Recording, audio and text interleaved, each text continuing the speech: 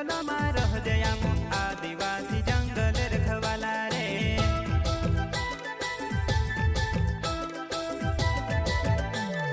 चल जंगल जमीन काज पूजे रे आदिवासी दुनिया ने रखवाला रे। बाप देव खतरी काज